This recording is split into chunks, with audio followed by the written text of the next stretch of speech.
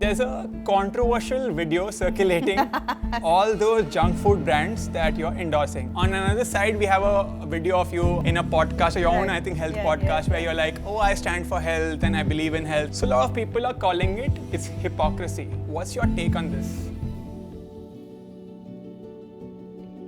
When I was diagnosed with my autoimmune condition, I was in a very helpless and kind of lonely place. Whoever was speaking to me about it said that, okay, what's your option B? What's your plan? Like, I don't think you'll be able to be an actor anymore. And I was like, no, I'm not listening to that. Being told that you are ordinary, you are going to be ordinary, you come from ordinary. You're told not to dream, not to dare to dream when you have such an ordinary life. So what led you to say no to so many podcasts so far? Before we begin, I want to thank Zerodha's Media Network 01 for providing me with all the resources to produce this show. Without them, none of this would have been possible.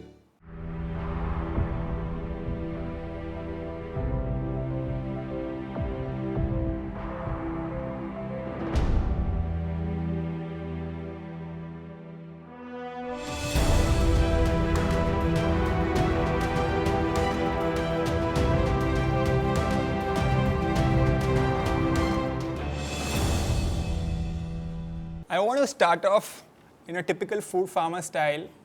I stand for health, and I think so do you. Yes. Even you stand for health. But there's a controversial video circulating.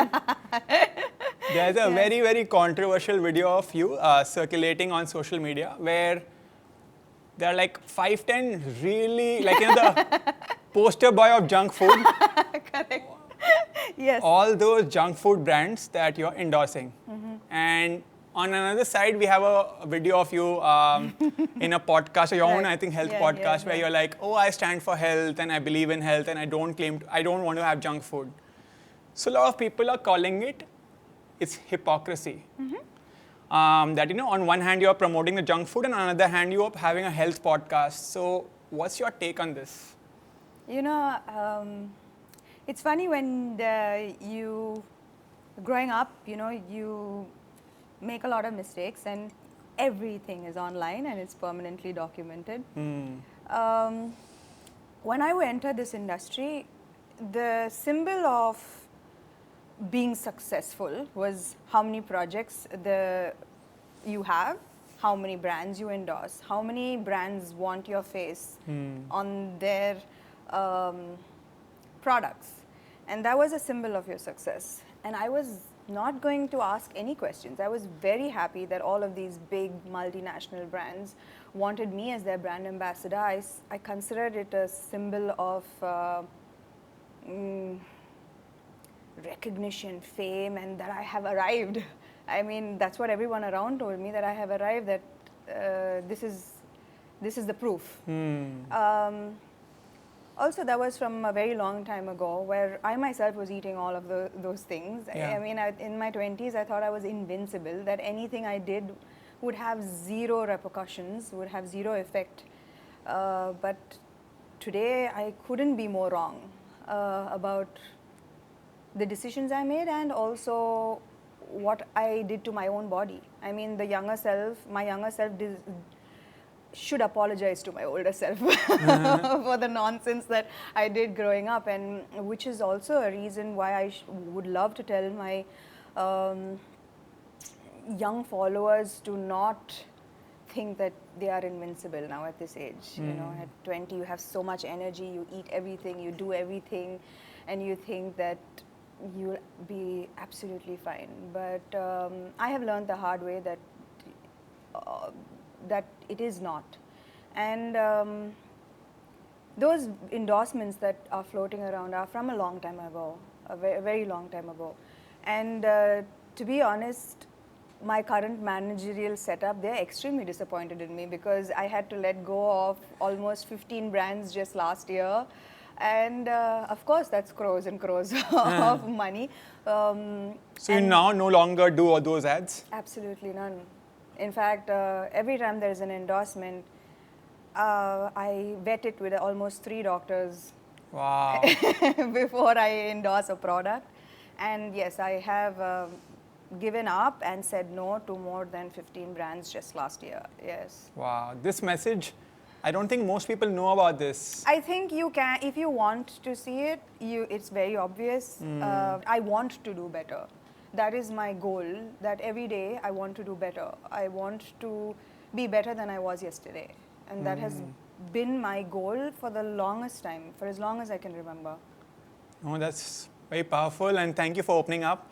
I think a lot of people don't know that you no longer do these ads. So there are a lot of, people know that, okay, there are some cricketers who don't do soft drink ads and things like that. And people, praise them, but I don't think enough people know about your saying no to all these brands. And I know it's very difficult in a much smaller way. I don't do, for example, so far at least, I've not done any food brand deals.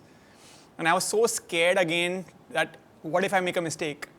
And as a result, I just said no to everything. And I think that was also maybe retrospectively a mistake. I think I could have done some clean food brand deals at least. But I think the point being here is that we are going to make mistakes. Yeah. I mean, it's important to let people know that we are learning with them, right? And also the health industry and what is healthy and what is not keeps changing every day. What you might think is healthy today is not tomorrow. So you can't really be so hard on yourself and also pretend to be perfect and pretend to have all the answers, because none of us do.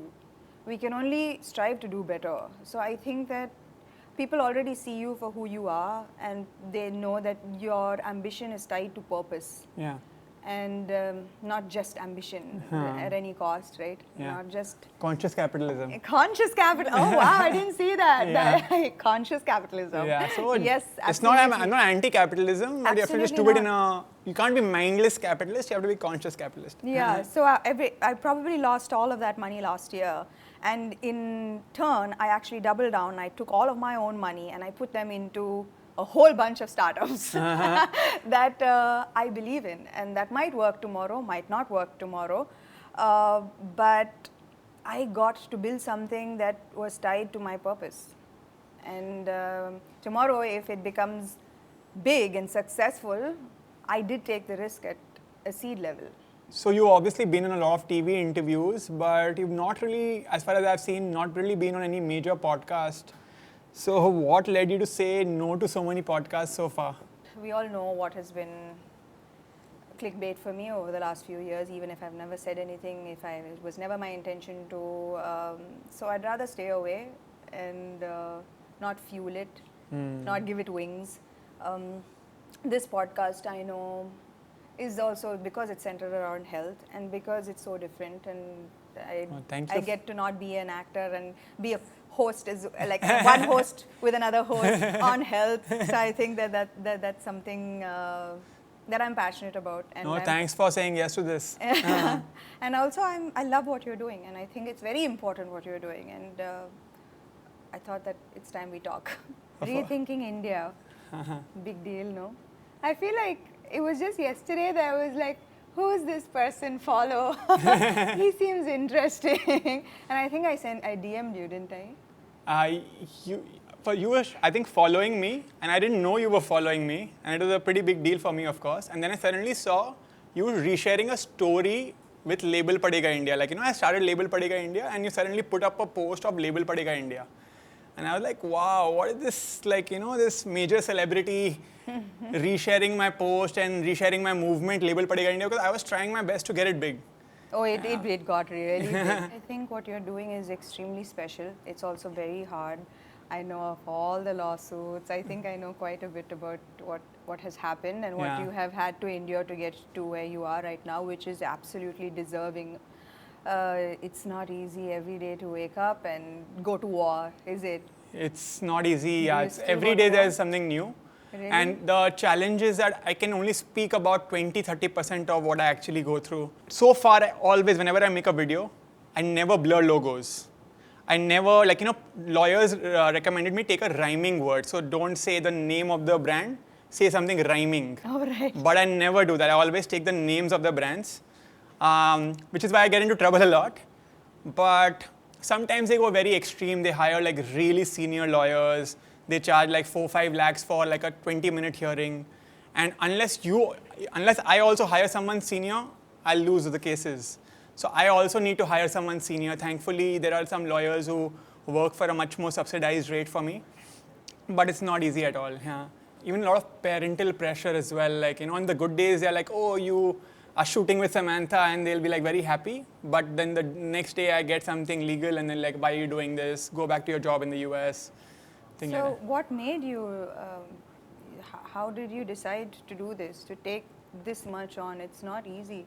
I mean, a little bit of trolling and sometimes I can feel a bit helpless, and this is not even trolling, this is the real deal, going to court. So on a philosophical level, my belief is that my life's goal is to try to do the most good I can do.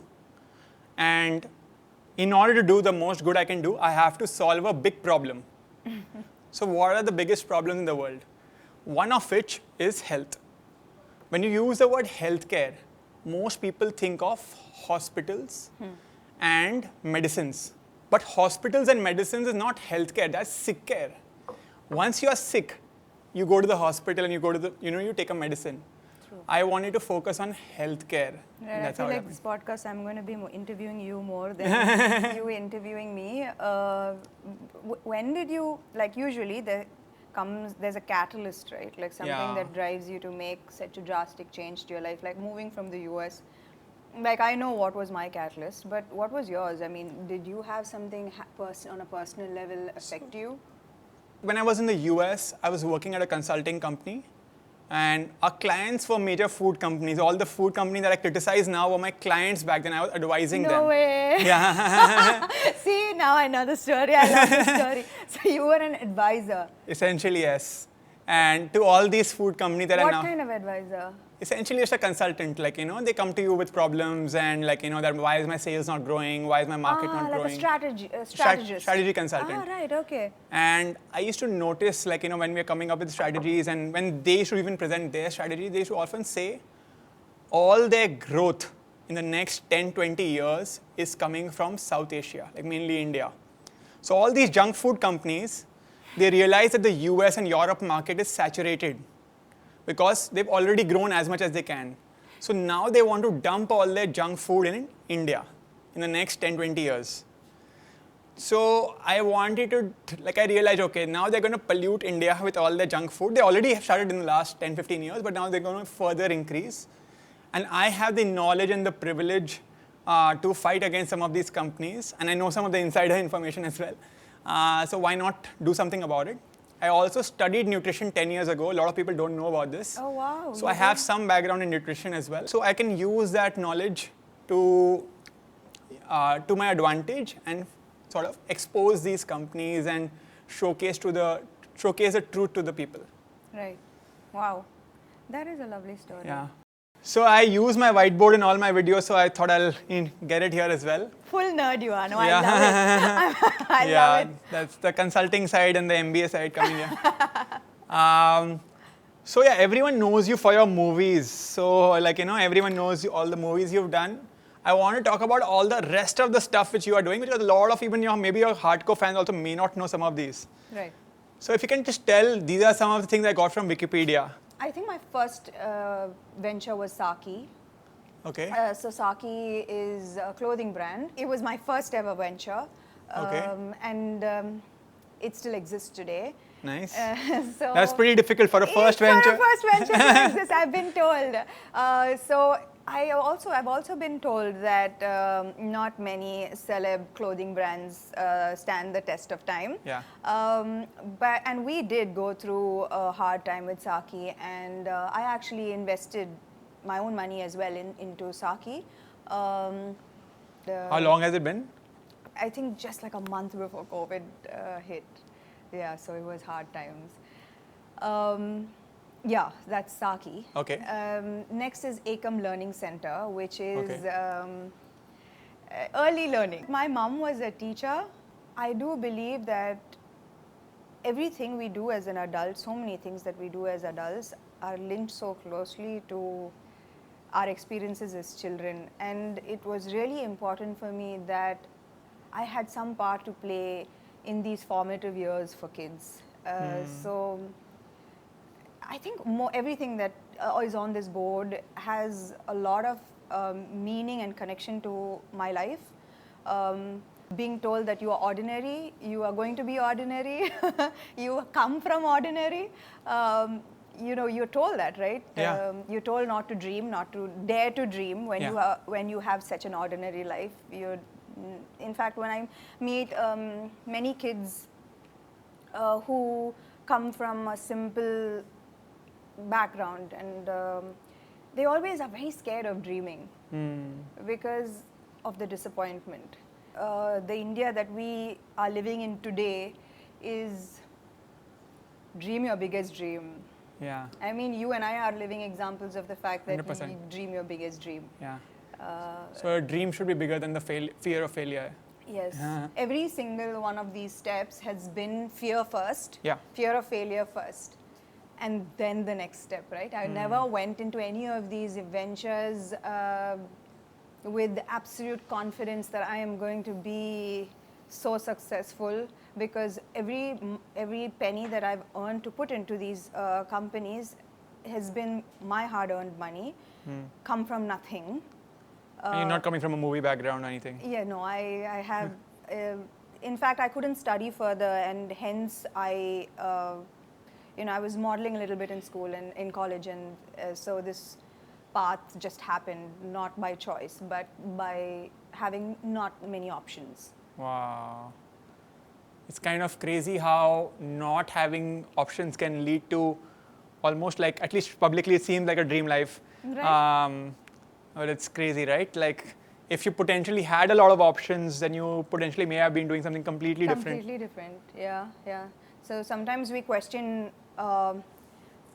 things that happen to us, and we wonder why these bad things or these unfair things happen to us, but sometimes they're just like a miracle waiting to happen. I'm sure when you first made that decision to shift from the US, and probably the initial set of like brick bats, you must have thought, why me, right? It must have felt like your whole world was crashing. Yeah, no, but then, yeah, exactly, like, you just went down, because I left all my money. I left my, like, you spend 13 years to get a visa and things like that. Like, people try to get. Gave up the visa, gave up all of that, and then you suddenly hear. And not only did I get those legal things, I was scared I'll never get a job again, because you Google me. Oh, yes. The first thing that comes up when you Google me is, this guy makes a video on this brand, and that brand that claimed my video is not scientific. So the first link that came up was, this influencer. I was not an influencer, they suddenly called me an influencer. This influencer has made a video which is not scientific. So no company would want to hire me. So I was also scared that, what will I do now? Oh, yeah. Oh my gosh. So it was pretty challenging, but scary. It worked out as like it worked out for you as well. So what do you think you told yourself then? Like when you were fearful, when you were low, you also have a family. So what were you telling yourself and telling them then? I backed myself a lot. So I have made a lot of risks. I've taken a lot of risks in the past as well. For example, 10 years ago, I had gotten into IIM Bangalore, which is, of course, a very great college. And it was very difficult for me to get in. Like, I studied for 6-8 months, and I got in, and then I decided not to go. And instead, I was like, I'm going to write a book. So it's like, just like, it sounds absurd. How old were you? I was 22. You wanted to write a book when you were 22? Yeah. On what? Actually, I did write it. You wrote it? Yeah. Oh, I haven't read it. I'm so sorry. No worries. I actually have a copy somewhere. Yeah, I need a copy of this book. I just... What a 22-year-old wanted to say to the world. It was a self-help comedy book. So it was a philosophical book with some humor. So I had hashtags and memes like how the online world is, but it was a very serious book. So I had one chapter on religion, one chapter on death, one chapter on life. So the first chapter was life, the last chapter was death. I need this book. Yeah. 1 second, let me try to find it. I think it's there. Oh, wow. After how long are you seeing this book? Long time. Oh, wow. It's actually a really cool cover. Thank you. it's still relevant, right? Discover self-economics. Seriously funny guide to living the good life. And you wrote this at 22. One quick thing I'll show you. I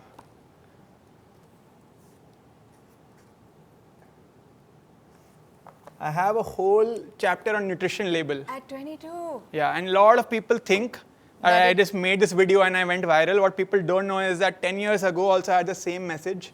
See, this is a really important, at the time where everyone is trying to, okay, see, this person is successful doing this, let's mimic and let's like join this race and try to like recreate what this person has done and make a business out of it. But when this happens, when you go to the 22-year-old Revant and you see that he had like ingredients and dietary like chart, like it just feels like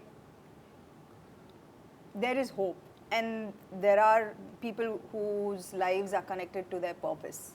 I think I'm hogging the story and making it about I love it because everybody knows about me, facts, lies, everything. Not many people know about interesting things like this, which is important. I think most of my followers as well don't know about this book. Oh wow, nice.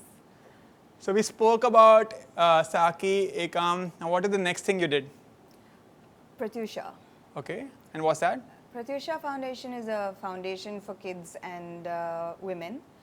And we deal with emergency cases like, when no one's ready for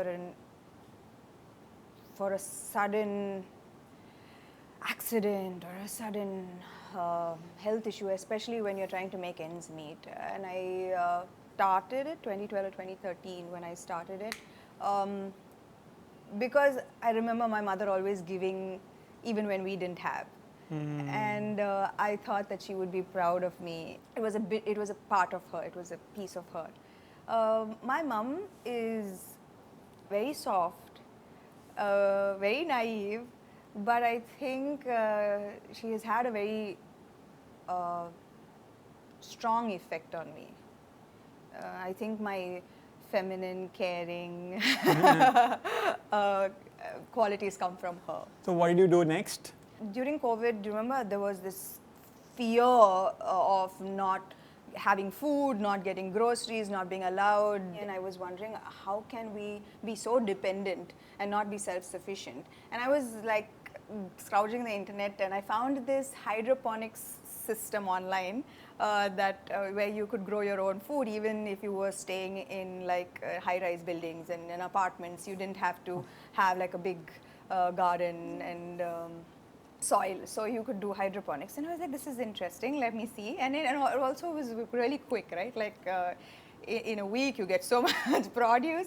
So I ordered this system online and it came home and I started growing my own food, lettuce and kale. And wow. I started giving the entire community because there's so much food and I loved it. Nice. That's Urban Kisaan. So today they are doing, I think, they are doing really well for themselves, and I think in the next year or two, like they're going IPO. Wow, that's crazy. Yeah. So I call myself Foodpharmer, but I think you are now also pretty much a farmer as well. Yeah, I know. A city farmer. Yeah, city farmer, urban farmer. Okay. So this is farming essentially. Right. Food. Food. Right. So, Secret Alchemist is aromatherapy, and when I was going through my health condition, I'm going currently as well, I traveled the world and I realized that in the West they were using a lot of aromatherapy for healing because it penetrates cellular level very quickly and it provides relief quite quickly. People here assume that aromatherapy is fragrance and body washes, but it's so much more than that. It has. How does the healing work again? Aromatherapy oils, they are very quickly penetratable and swift acting. Okay. And not many people know about this. Okay. People still associate aromatherapy with just fragrances and beauty care and you know. So it's more than just that. It's this Secret Alchemist is much more. Great. Chennai Super Champs is just last week has made a splash. I bought a pickleball team, the Chennai team. Pickleball is really trending right now, right? Pickleball. I think this ties into my larger dream of getting India to move, much like yours is about health and movement. Mine is too, and I realized that with Take 20, I was focused and concentrating on a niche audience. Can we just explain in Take 20 for those who don't know first? Take 20 is my podcast on health. Health podcast. The initial idea was to keep it under 20 minutes because nobody has the time. You know, earlier the idea behind Rethink India was also to make it less than 20 minutes. And but how is just that never, for you? not a single episode has been less than 45 minutes at least. Oh. So not at all. Thankfully, you didn't name it Take 20. Yeah. Stuck with the name, and you have 1 hour episodes. Yeah. And the last is the Tralala Productions. We just finished our first film. It has been quite the experience producing my first film. It will be releasing this summer. It's a comedy. Okay. I like any first-time producer with like stars in her eyes. I think the idea is to like change the world. It's a good question actually. You said you enjoy watching comedy and things like that. I always wanted to ask an actor, especially an actor of your caliber, that do actors tend to watch movies? Like, do you find this is like fake, or I was wondering. I have asked myself that question. When you know every single detail about how this movie is made, do you still enjoy it? But I do. I really enjoy watching films. Yeah, I wonder how, but I think that's the power of cinema. Once you are immersed in it, it leaves. I think that's why we are so obsessed, right, with actors and films, and because this medium is just magical. So you mentioned that you have your own podcast, Take 20, and not a lot of people know about that. Mm-hmm. Like, when a celebrity would start a podcast, I would imagine they would get other celebrities. They would get other people from the movie industry and they would chat about whatever, movie industry or gossip or whatever. Not only did you start a podcast, but you also started a podcast on health, and you get doctors and health experts. So what led you to start this? When I was diagnosed with my autoimmune condition, I was in a very helpless and kind of lonely place with my health. And I did not know where to begin. When you get sick, right? Like you just think that you can take a pill for a week and you'll be fine, because that's how it's been all your life. Whatever the sickness is, whatever the illness is, you just go, you take a pill for 1 week.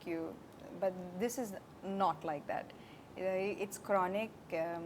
You are told that it's incurable. You are told that it's lifelong. You're told that it's going to get worse.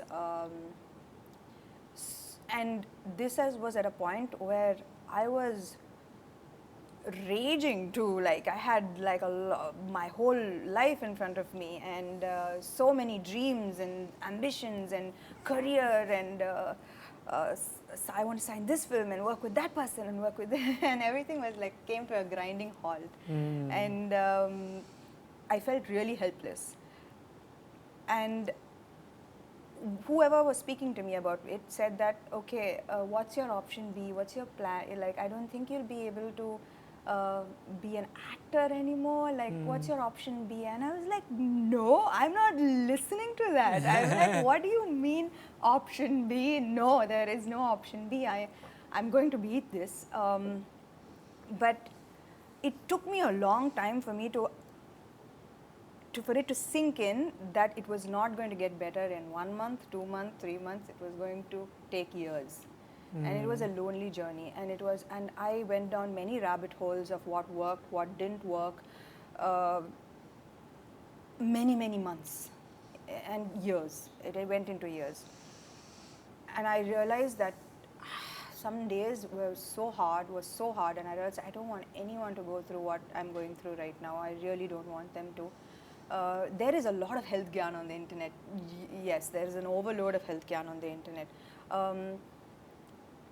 But I felt like I was going to do it not from the position of being an actor, but from being someone who's going through a health condition myself.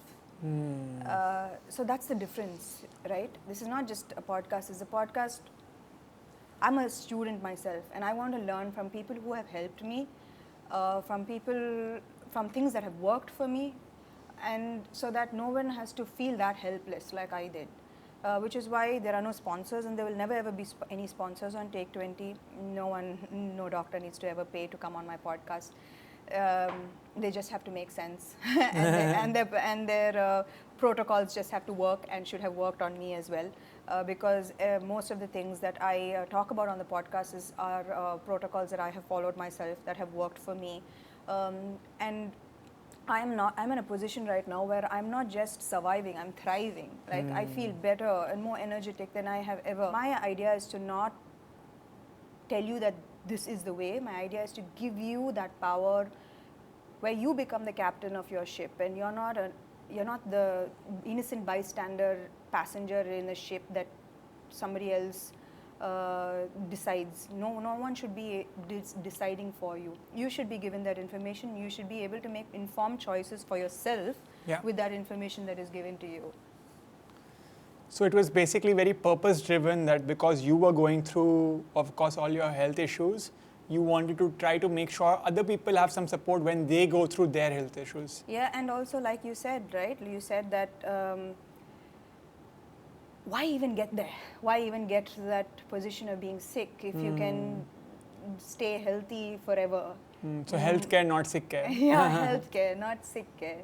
So what does health, we've spoken a lot about health, but what does being healthy mean for you? Somehow being healthy is associated with an extreme lifestyle. Yeah, you wake up at 5 a.m. Yeah. You eat like you eat only salads. Yeah, but for me it's a way of life now, and even if I wanted to, I can't eat a donut, right? I don't think I can. No offense to donuts or people who make donuts, but I don't think that I would enjoy it anymore. So I remember you WhatsApped me once a video of a dark chocolate, you were watching some videos on how to avoid heavy metals in dark chocolates, and it's a very, very scientific, nerdy video. Yeah. So do you actually, go into that much detail before picking your food, and are you like a nerd when it comes to food, and do you read labels and things like that? See, I think you have to teach me to read labels even better, because they are really smart. Yeah, very, very smart. And sometimes I feel it's so confusing that I'd rather just eat whole foods and eat fruits and vegetables and nothing from... That's, I think, the best case. I think ideally, as much as possible, you should do that, but unfortunately, you can't only do that. They hide behind numbers and codes, and how is any normal layman supposed to, dissect that? It's not. So I think what you're doing is great. It's wonderful. You have to teach me also, an 100%. in-depth class soon. I'm doing one class called Label Padhega India. Sign up. Yeah. And when you go and pick a slab of dark chocolate, you assume that you're doing something good for yourself. You're picking the healthier option. So imagine my horror to find out that the healthier option, the darker the chocolate, the more the amount of heavy metals and more toxins. No, that's the most unfortunate part, and that's why I fight so much with these brands. If someone wants to eat junk, I'm fine with them choosing junk. Exactly. But the problem is when you want to eat healthy and then the brands deceive you and mislead you, that is what is annoying. Absolutely. Yeah. If you're junk food, call yourself junk. Right. It's fine if you sell Yeah, chocolate. I will eat that maybe once a week. Knowing fully well, knowing what I'm putting into my body, I will okay, it's okay. I can eat this twice a week. But healthy food I'm consuming every day, thinking that I'm doing my body good, when I'm being lied to, is definitely not this. No, not one step. Yeah, and that's the annoying part, is that at least when you have white bread, you know it's junk, so you have 2 slices. When you have brown bread, you think it's better, and then you have 3 slices, but actually it's equally bad as the white bread. Exactly. Often, and that so many more examples like that. I ate a slab of dark chocolate. Dark chocolate. I'm doing good for my body, but no. Yeah. So people need to be aware more. I think just more whole foods, fruits, vegetables. So I don't even have 5% or maybe not even 1 or 2% of the fame or popularity that you have, but still. Apparently you do. But still, I still noticed a change in my own life when I got slightly popular. For example, a random incident. One of my closest friends from school, every time he used to show up 1.5, 2 hours late. Whenever the plan is, if it's an 8 p.m. plan, he'll show up at 10 p.m. If it's a 10 p.m. plan, he'll show up at midnight. But once I went back to Calcutta, once I became moderately famous, and he showed up on time. But for someone like you who's, had way more of, way more fame or way more, whatever word you want to use, popularity or success, how did that change? Because I'm very curious because you're not coming from a film background. Mm-hmm. So how did your life change when it was pre-fame versus post-fame? I do believe that fame comes with entitlement as a byproduct. And I'm not going to pretend that doesn't exist. I don't know if I'm enabling it, but it exists, yes. I hope I'm not enabling it. I hope I give people the room to be themselves and speak freely in front of me, or tell me when I'm being an idiot or tell me I'm wrong. I do believe I have this set of people around me. Yes, I do believe that because they have been the same people in my life since I was a child. My best friends are still the same best friends I have from school, college. Are you still in touch with them? Absolutely, my best friends are still the same. In fact, you don't see me much in movie gatherings or.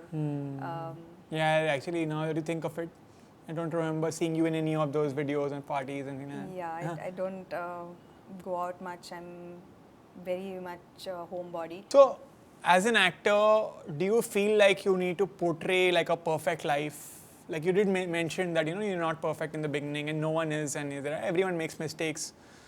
But do you think you need to pretend to be sometimes the burden of perfection?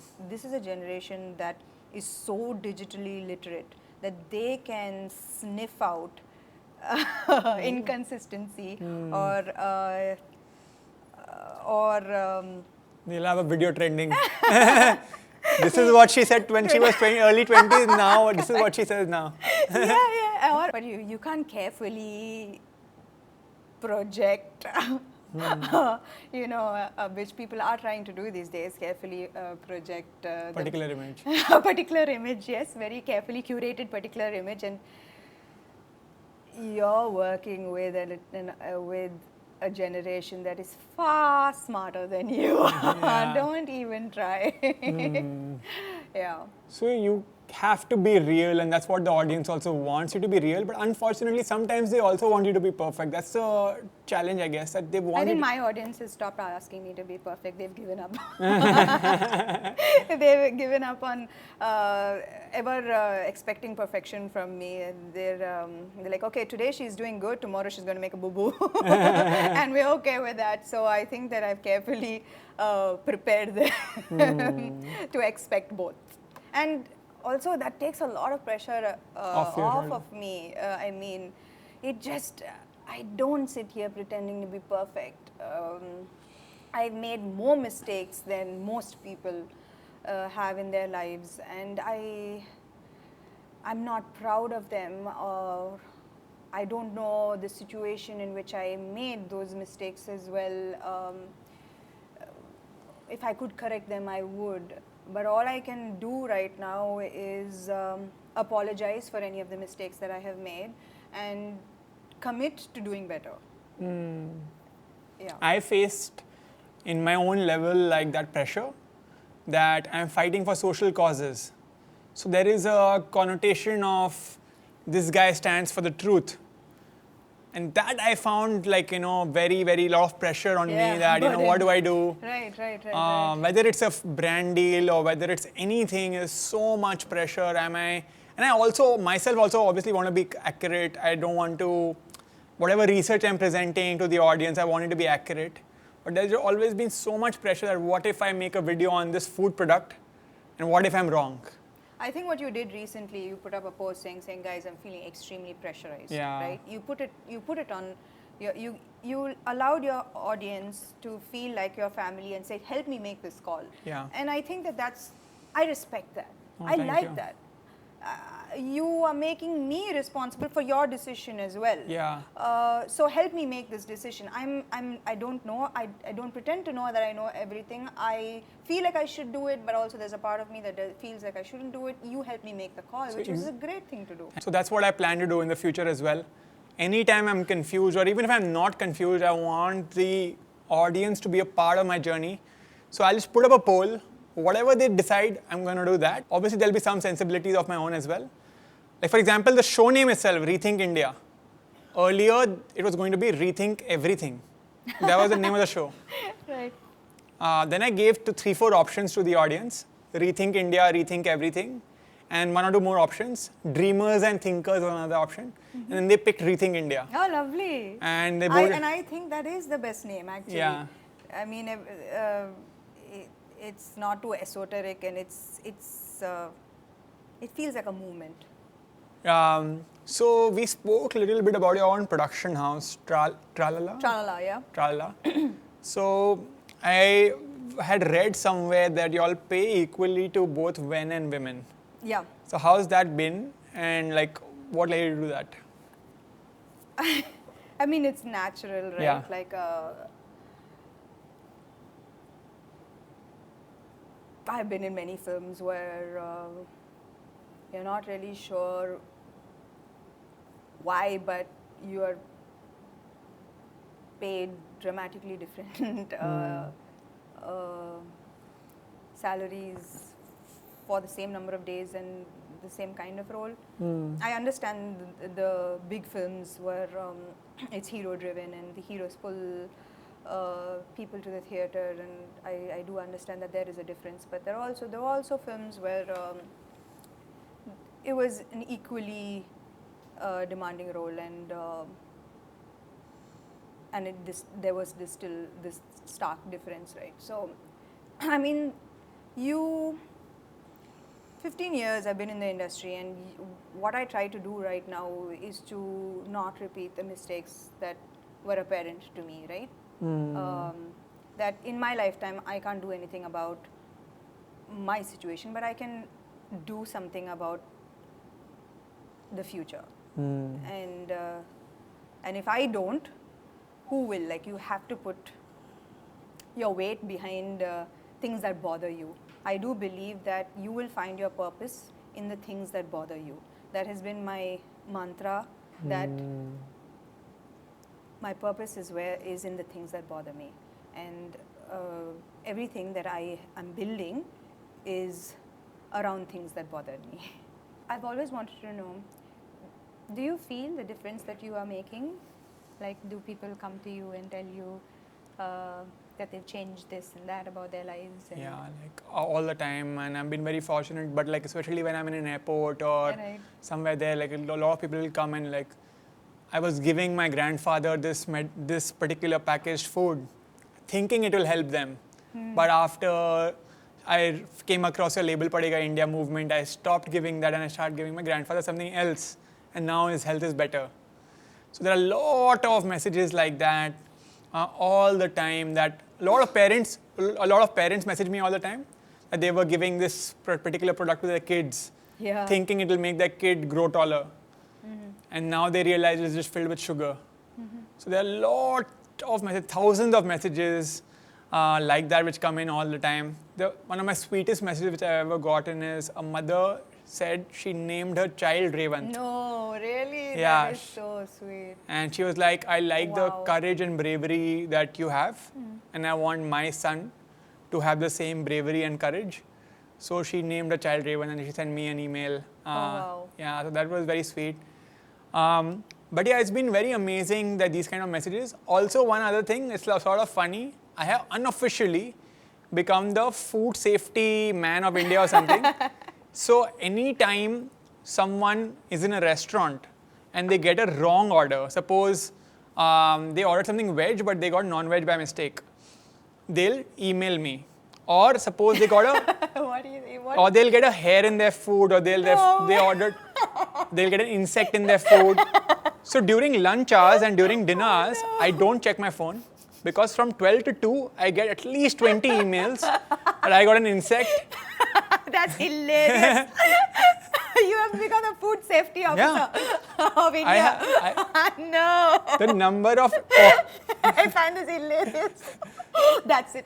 I know who to email now. Yeah. If my order is wrong. If you get a cockroach, I am the guy. Can I announce your email ID on this podcast? Yeah, sure. If anything. Foodpharmer@gmail. Yeah.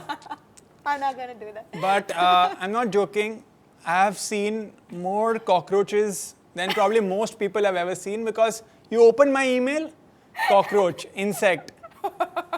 Sometimes, That's hilarious. sometimes it's even like on Twitter, especially people tag me when they have something, they're angry with something.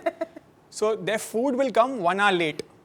And they'll tag me and they'll tag the CEO of the delivery company. Oh, why is my food 1 hour late? And they expect the company to take it. I really think you should post one post of all of this because this is hilarious. You have to post this side as well. Yeah, I've never posted this. This is hilarious. I mean, makes you so, it like humanizes you, right? like sometimes also you people see you as this larger than life figure and then suddenly something you do like humanizes you and makes you so like relatable. And this is one of those incidents. I also want to add one more thing. Till date, I have never made a post against a company when I get all these emails. Like, when there's a hair or an insect, I never make any... because I know that this is an unintentional mistake. Yeah. If you sell 1 lakh units, there will be 2-3 units which by chance may have a hair or an insect. I only criticize companies for intentional mistakes where they know they are doing a fraud but they're still doing it. This insect or a hair is natural, it's going to happen if you sell so much volume. I agree, absolutely. No, but on that note, we can thank you. That's a good way to end it. Yeah. Thank you so much, Samantha. Foodpharmer@gmail.com. Hair, cockroach, any kind of irregularities in your food, please contact foodpharmer@gmail.com. Can I start forwarding you those emails? I'll have an auto forward, send it to you. Oh gosh, that is the funniest thing though. Thank you. Thank you so much, Samantha. It was amazing and Thank you. Great chat. And big fan and keep doing the good work that you do. And let's do something big together as well. Yes. Yeah. Thank you. Thank you. In today's age, the reality of being a celebrity is a bit of an irony. On one hand, people want you to be real. And on the other hand, they want you to be perfect. But we often forget that actors are people just like us. They make mistakes and they learn and grow from them. In our conversation today, Samantha opened up about her sides that most people don't know about her and how now, after years of being in the industry, grappling through her own health issues, she has pursued ventures that are rooted in her values and not what others expect.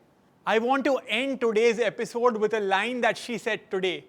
Put your weight behind what bothers you, and that's where you will find your purpose.